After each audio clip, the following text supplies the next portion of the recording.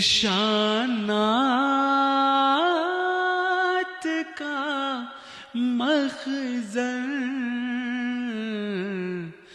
قرآن کا ہر حرف کرامات کا مخزن۔ بسم اللہ الرحمن الرحیم۔ السلام علیکم ورحمۃ اللہ وبرکاتہ۔ اللہ تعالیٰ کے فضل سے آج ہدی للناس کے اگلے پروگرام کے ساتھ آپ کی خدمت میں حاضر ہیں، اور آج سورہ آل عمران کی آیت نمبر 135 ہے، جس کے بارے میں انشاءاللہ بات کریں گے۔ اعوذ باللہ من الشیطان الرجیم، بسم اللہ الرحمن الرحیم۔ الذین ينفقون فی السراء والضراء والکاظمین الغیظ والعافین عن الناس واللہ یحب المحسنین۔ اس آیت کا ترجمہ اس طرح ہے: جو متقی خوشحالی میں بھی اور تنگ دستی میں بھی خدا کی راہ میں خرچ کرتے ہیں،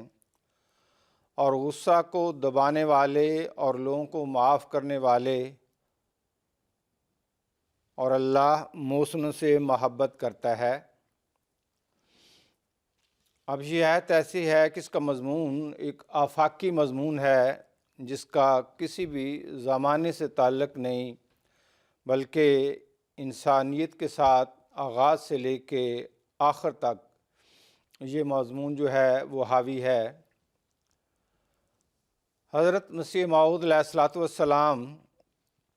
اس آیت کی تفسیر میں فرماتے ہیں کہ قرآن کریم میں اخلاق کی کئی قسمیں ہیں، جن میں سے ایک قسم یہ ہے ایصال خیر، کہ دوسروں کو نیک سلوک کر کے خیر پہنچانا، ان کی بھلائی کا خیال رکھنا۔ تو حضور اس میں فرماتے ہیں کہ دوسری قسم ان اخلاق کی ہے جو ایصال خیر سے تعلق رکھتے ہیں، اور فرمایا پہلا خلق ان میں سے عفو ہے، یعنی کسی کے گناہ کو بخش دینا۔ اس میں ایصال خیر یہ ہے کہ جو گناہ کرتا ہے وہ ایک ضرر پہنچاتا ہے، اور اس لائق ہوتا ہے کہ اس کو بھی ضرر پہنچایا جائے، سزا دلائی جائے، قید کرایا جائے، جرمانہ کرایا جائے، یا آپ ہی اس پر ہاتھ اٹھایا جائے۔ پس اس کو بخش دینا، اگر بخش دینا مناسب ہو تو اس کے حق میں ایصال خیر ہے۔ اس میں قرآن شریف کی تعلیم یہ ہے، آگے حضور نے جو آیت درج کی وہ ہے والکاظمین الغیظ والعافین عن الناس جزاء السیئۃ سیئۃ مثلھا فمن عفا واصلح فاجرہ علی اللہ۔ سورہ شورا کی آیت نمبر 41 ہے۔ یعنی نیک آدمی وہ ہیں جو غصہ کھانے کے محل پر غصہ کھا جاتے ہیں، اور بخشنے کے محل پر گناہ کو بخشتے ہیں۔ بدی کی جزا اسی قدر بدی ہے جو کی گئی، لیکن جو شخص گناہ کو بخش دے اور ایسے موقع پر بخشے کہ اس سے اصلاح ہوتی ہو، کوئی شر پیدا نہ ہوتا ہو، یعنی عین عفو کے محل پر ہو نہ غیر محل پر، تو اس کا وہ بدلہ پائے گا۔ پھر حضور نے اس میں یہ اسلامی اصول کی فلسفی میں یہ مضمون بیان فرمایا ہوا ہے کہ قرآن کریم کی تعلیم اور انجیل کی تعلیم کا موازنہ کیا کہ قرآن نے ہر جگہ جو ہے وہ عفو کی تعلیم نہیں دی، بلکہ موقع اور محل پر۔ اور وہاں حضور فرماتے ہیں کہ بعض انسان ایسے ہوتے ہیں جو معاف کرنے سے ان کی اصلاح ہو جاتی ہے، لیکن بعض ایسے ہوتے ہیں جنہیں سزا دی جائے تو اصلاح ہوتی ہے۔ تو اسلام نے کامل تعلیم دی، جس کا نہ کسی زمانے کے ساتھ تعلق ہے نہ کسی قوم کے ساتھ، ایک عالمی سطح کی تعلیم ہے جو ہر قوم اور ہر زمانے میں جو ہے اس پہ عمل کرنے کے بہترین نتائج نکل سکتے ہیں۔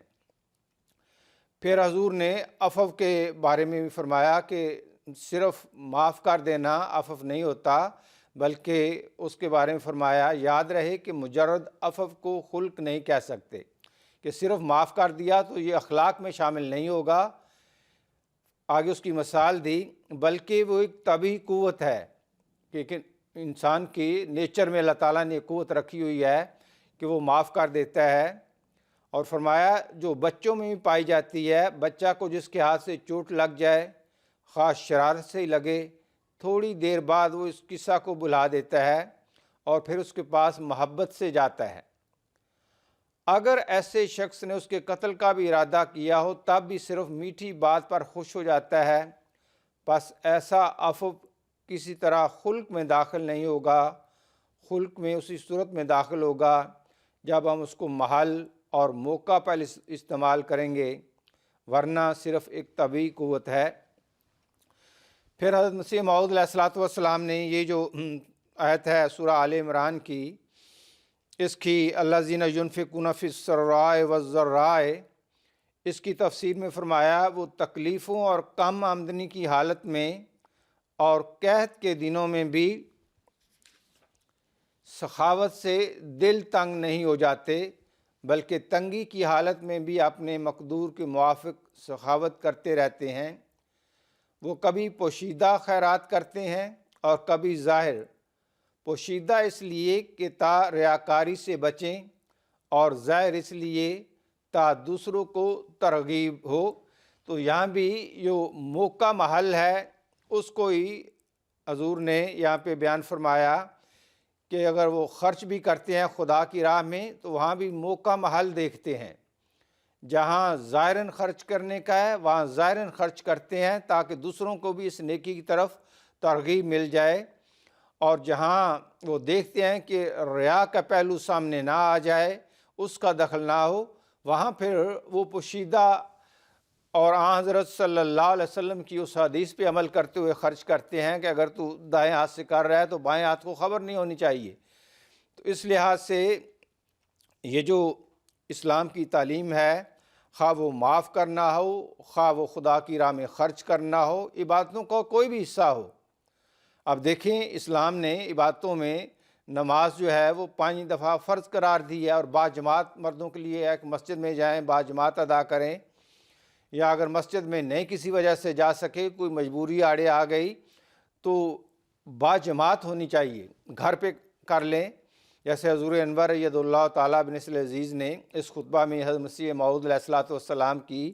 جو عبادت ہے وہاں نمازوں کے بارے میں بڑی تفصیل سے روشنی ڈالی، اور وہاں بھی حضرت مسلم موعود رضی اللہ تعالیٰ عنہ کے حوالے سے بیان فرمایا کہ اس زمانے میں بھی ایسے تھے جن کو مسجد میں جانا یا مساجد دور تھیں یا کوئی مسائل تھے، تو وہاں بھی حضرت مسلم موعود رضی اللہ تعالیٰ عنہ نے فرمایا کہ پھر گھر میں بھی باجماعت نماز جو ہے وہ ادا کرنی چاہیے۔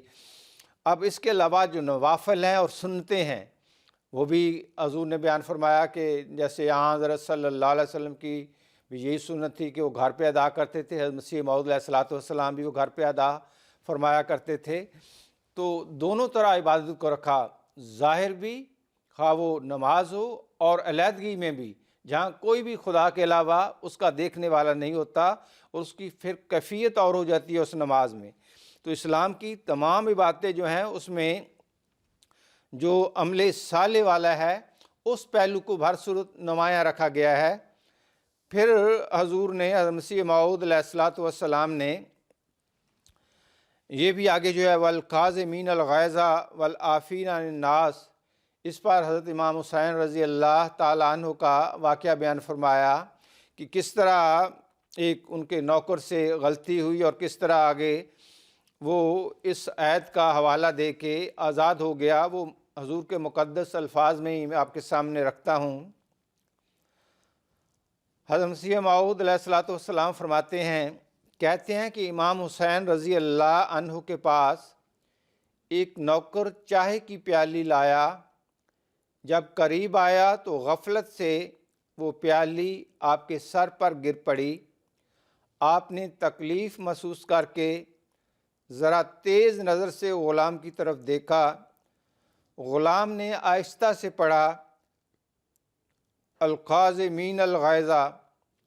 یہ سن کر امام حسین رضی اللہ عنہ نے فرمایا قَظَمْتُ، یعنی جس کا مطلب ہے کہ ٹھیک ہے میں نے اپنا جو غیظ ہے غصہ ہے اس کو دبا لیا ہے۔ آگے حضور تعریف فرماتے ہیں، غلام نے پھر کہا والعافین عن الناس، قزم میں انسان غصہ دبا لیتا ہے اور اظہار نہیں کرتا، مگر اندر سے پوری رضامندی نہیں ہوتی، اس لیے عفو کی شرط لگا دی ہے۔ آپ نے کہا کہ میں نے عفو کیا، پھر پڑھا، یعنی اس غلام نے آیت کا اگلا حصہ پڑھا واللہ یحب المحسنین،